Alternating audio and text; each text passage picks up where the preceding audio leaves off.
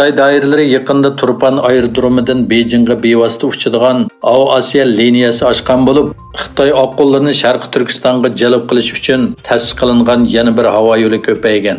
Xalq to'rining 27-iyuldagi xabardan ma'lum bo'lishicha, Xitoy doiralari Sharqi Turkistonga Xitoy oqqonlarini ko'plab ko'chirib kelish uchun Xitoy Birlashma Avo-Osiyo cheklik shirkatining KN 2207 Beijing Turpan yo'lovchi Avo-Osiyo liniyasini yo'lga qo'ygan. Buning bilan Beijingga bevosita uchadigan Avo-Osiyo liniyasidan yana biri ko'paygan.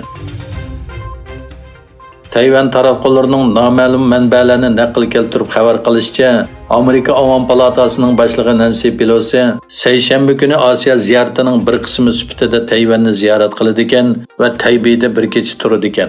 Oqsaroy davlat bexatarlik kengashining strategik aloqa moslashtiruvchisi John Kirby Nancy Pelosining Hind Tinch okean aloqasi doirasida Tayvan ziyaratining intayin tabiiy masala ekanligini, uning bu ziyoratni qilishga huquqli ekanligini bayon qildi. Yana bir tarafdan Xitoy Tashqi ishlar ministrligining bayonotchisi Zhao Lijian agar Pelosi ziyoratda ching tursa, ig'ir oqibatlar kelib chiqadi dedi.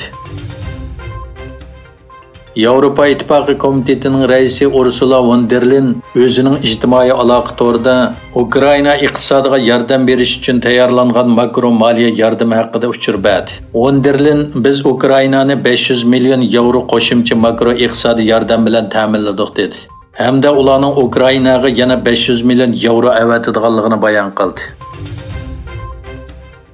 Pokistonda general-leytenant Sarfaraz Ali qatorliq 6 nafar armiya a'zosini elib mangan bir harbiy tikuchar aeroplan g'oyib bo'ldi.